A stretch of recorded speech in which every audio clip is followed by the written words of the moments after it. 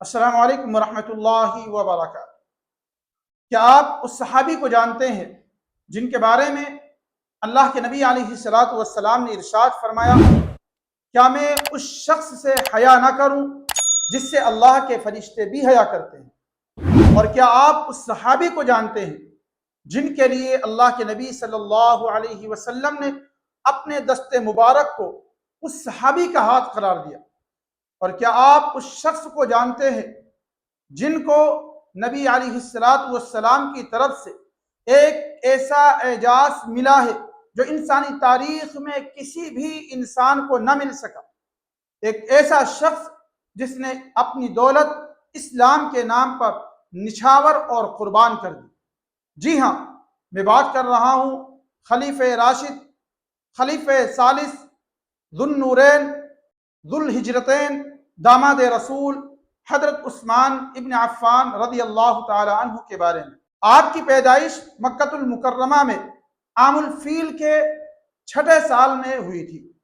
آپ قبیلہ قریش کے ایک معزز خاندان بنو امیہ سے تعلق رکھتے ہیں۔ آپ کا نسب اور آپ کا خاندانی تعلق 6 پشت میں جا کر اللہ کے نبی علیہ الصلاۃ والسلام سے جا کر ملتا ہے۔ حضرت عثمان رضی اللہ تعالی عنہ ان خوش نصیب لوگوں میں شامل ہیں جو لکھنے اور پڑھنے کی صلاحیت رکھتے تھے۔ حالانکہ اس زمانے میں لکھنے اور پڑھنے کی صلاحیت بہت ہی کم لوگوں کے اندر پائی جاتی، اور حضرت عثمان ابن عفان رضی اللہ تعالی عنہ کو یہ بھی شرف حاصل ہے کہ اسلام قبول کرنے سے پہلے بھی آپ نہ کبھی شراب کے قریب گئے، نہ زنا کے قریب گئے، نہ آپ کبھی جھوٹ بولا، اور بہت ساری برائیوں سے آپ دور رہے۔ اور جب اللہ کے نبی علیہ الصلاۃ والسلام نے اعلان نبوت کیا اور توحید کا ڈنکا مکہ والوں کے درمیان بجانا شروع کیا، تو حضرت ابو بکر صدیق رضی اللہ تعالی عنہ کے کہنے پر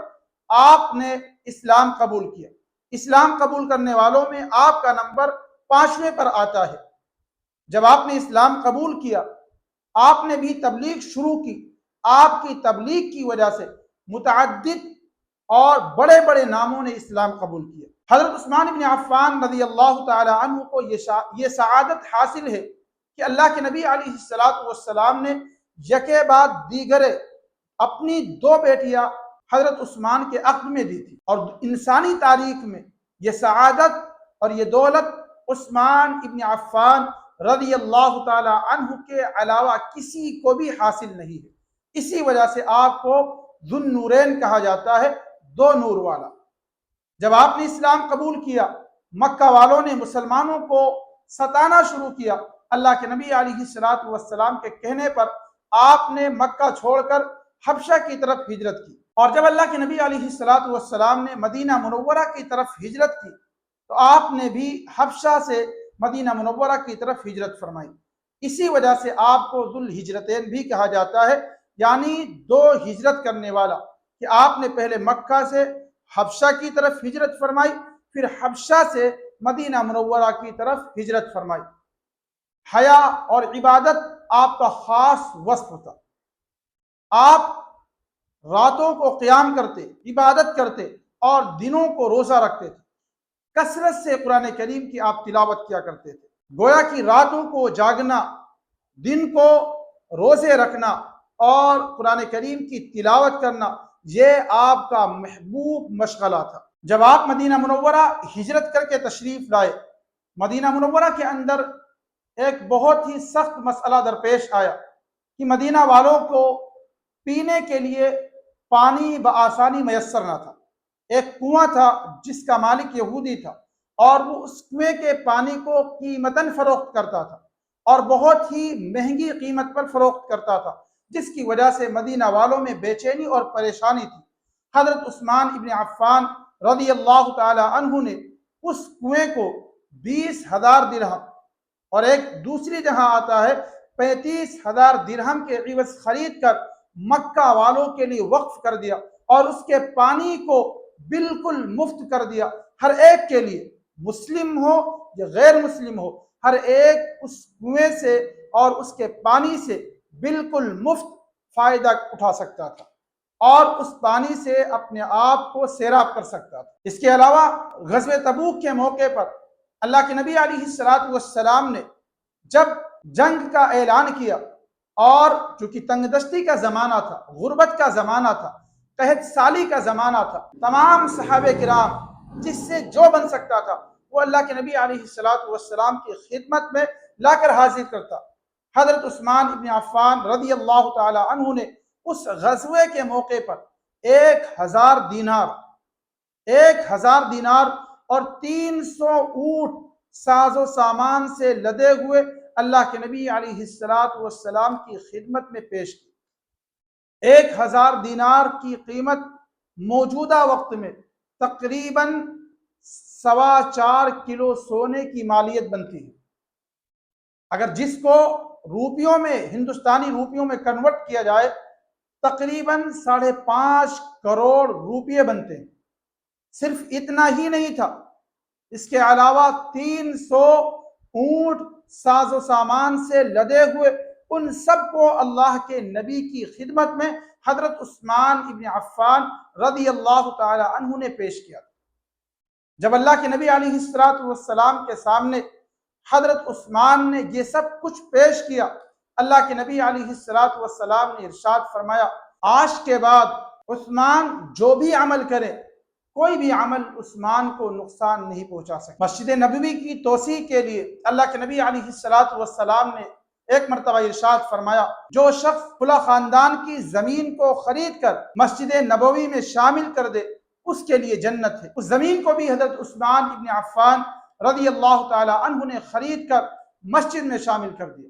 اور بھی بہت ساری قربانیاں ہیں، اور بھی بہت سارے ایسے مواقع ہیں جہاں پر حضرت عثمان ابن عفان رضی اللہ تعالی عنہ نے بے شمار خزانے اسلام کے نام پر قربان کر دیے۔ حضرت ابو بکر صدیق رضی اللہ تعالی عنہ کے زمانے میں قحط سالی آئی، آپ کا خزانہ مدینہ منورہ پہنچا، جتنا خزانہ آیا تھا سارا کا سارا مدینہ والوں کے اوپر حضرت عثمان ابن عفان رضی اللہ تعالی عنہ نے خرچ کر دیا۔ 23 ہجری میں جب حضرت عمر فاروق رضی اللہ تعالی عنہ کی شہادت کا واقعہ پیش آیا، اور آپ نے 6 آدمیوں کی جو کمیٹی بنائی تھی، اس کمیٹی میں حضرت عثمان ابن عفان رضی اللہ تعالی عنہ کو خلیفہ منتخب کیا گیا۔ آپ کی خلافت میں بہت ہی عظیم کارنامے انجام دیے گئے، جن میں سے چند آپ کے سامنے پیش کرتا ہوں۔ قرآن کریم کو ایک جگہ جمع کرنے کا کارنامہ حضرت عثمان ابن عفان رضی اللہ تعالی عنہ کے زمانے میں ہوا۔ قرآن مجید کو ایک رسم الخط پر جمع کرا کے اور ان کی کاپیوں کو مختلف مقامات پر تقسیم کرایا گیا۔ حضرت عثمان ابن عفان رضی اللہ تعالی عنہ کے دور خلافت میں اسلامی سلطنت کی وسعت بہت ہی زیادہ ہو چکی تھی، اور آپ کے خلافت کے اندر ایک ایسا کام انجام دیا گیا جو آج سے پہلے اسلامی تاریخ میں نہیں ہوا تھا، اور وہ تھا بحری بیڑے کا قیام، یعنی نیوی کا قیام، جو آج سے پہلے کبھی بھی نہیں ہو سکا تھا۔ آپ کے دور خلافت میں مساجد کی بھی توسیع کرائی گئی، انتظامی نظام کو مضبوطی بخشی گئی، لیکن آپ کے دور خلافت کے اخیر زمانے میں منافقین نے سر اٹھایا، آپ کو بدنام کرنے کی کوشش کی۔ مسلمانوں کے بھیس میں کچھ اسلام اور مسلمانوں کے ایسے دشمن گھس آئے جن کو اسلام کی ترقی اور اسلام کی خوشحالی بالکل نہیں بھاتی۔ عثمان ابن عفان رضی اللہ تعالی عنہ کے خلاف پروپیگنڈا کرنے لگے، آپ کو بدنام کرنے لگے، آپ کو یہ کہہ کر بدنام کرنے کی کوشش کی جانے لگی کہ آپ اپنے رشتہ داروں کو، اپنے گھر والوں کو عہدے دیتے ہیں، ان پر مال و دولت خرچ کرتے ہیں۔ حالانکہ یہ جتنے الزام تھے سب بے بنیاد۔ حضرت عثمان ابن عفان رضی اللہ تعالی عنہ نے اپنے گھر والوں میں سے، اپنے خاندان والوں میں سے اگر کسی کو کوئی منصب دیا تھا تو وہ اس وجہ سے نہیں دیا تھا کہ وہ ہمارے گھر یا ہمارے خاندان کا، بلکہ اس وجہ سے اس کو یہ منصب ملا کہ وہ اس منصب کے لائق اور قابل تھا، اس کے اندر صلاحیت تھی، قابلیت تھی، اس وجہ سے اس کو یہ منصب عطا کیا گیا۔ اور رہی بات خاندان والوں پر اور گھر والوں پر دولت کے انبار لٹانے کی، تو یہ وصف حضرت عثمان ابن عفان کے خلیفہ بنائے جانے سے پہلے بھی موجود۔ آپ نے نہ صرف اپنے گھر والوں پر خرچ کیا، بلکہ آپ نے غیروں پر بھی مال و دولت کے انبار لٹائے۔ اس وجہ سے حضرت عثمان کو یہ کہہ کر بدنام نہیں کیا جا سکتا کہ آپ اپنے گھر والوں پر خرچ کرتے تھے، لیکن ان فتنہ پروروں نے اپنی باتوں سے بہلا پھسلا کر ایک بڑا جم غفیر تیار کر لیا۔ عوام کے درمیان حضرت عثمان ابن عفان رضی اللہ تعالی عنہ کے خلاف ایک ایسا زہر گھول دیا کہ مدینہ المنورہ کا ان لوگوں نے محاصرہ کر لیا۔ اگر حضرت عثمان چاہتے تو اس باغی گروہ کا خاتمہ کر سکتے تھے، لیکن حضرت عثمان ابن عفان نے مسلمانوں کا خون بہانا گوارا نہ کیا۔